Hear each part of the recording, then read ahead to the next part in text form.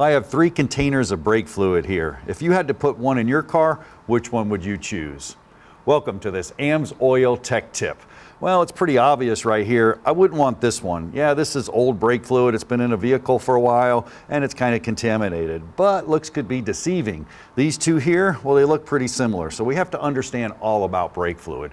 Brake fluid is hygroscopic. Hygroscopic means it actually absorbs water. So if you leave the cap off or you have a big container, it's going to absorb water. Well, that's a problem because it's going to lower the boiling point. We'll look at that in a minute. But we need to check the brake fluid. I'm going to show you which one would you pick. Why is that? Well, I actually have a little meter here that measures water content. So what I'm going to do is I'm going to stick that in this one here, and it's a little bit of yellow. It's been out all night sitting here. Now watch this. This one here, well, I got this out about a week. Bam, you see it go right to the red there?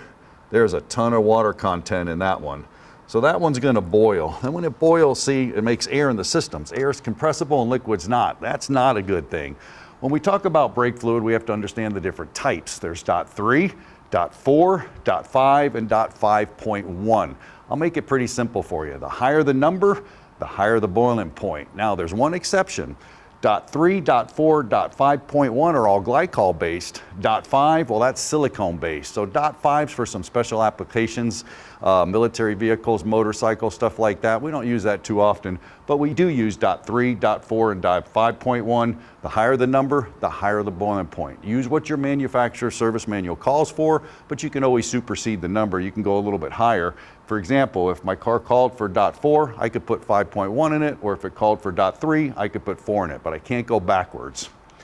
We talk about checking brake fluid. Now we can check it with that tool I just used a little bit earlier. We can also use a refractometer, and you just look through it. And when you look through it, exactly what we see right there is the content of what's going on of the boiling of the brake fluid. We can also use these little test strips. We can put them down in there, and this actually measures copper content, which is weird, I know, but some of the nickel metal lines have some copper in there, and the brake fluid starts to deteriorate it. We know it's going bad. Now, we actually boiled some brake fluid, which is pretty cool.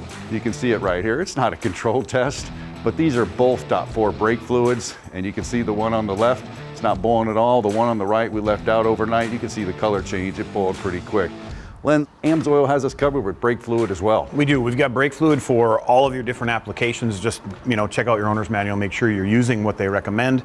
But one of the things that I wanted to mention, especially in the climate that we work in, is once that brake fluid picks up some water, it freezes. So your pedal will get extremely stiff in the cold. Something maybe people in the southern states don't think of, but those of us that work in the north have those issues. So the main thing is use what's recommended for the vehicle and change it. Yeah, and I love AMSOIL because theirs is specified for .3 and 4, and it actually reaches the specifications of 5.1, which is awesome. Now, brake fluid is serviceable, just like all the other fluids on your vehicle. For all your fluid service needs, go to AMSOIL.com.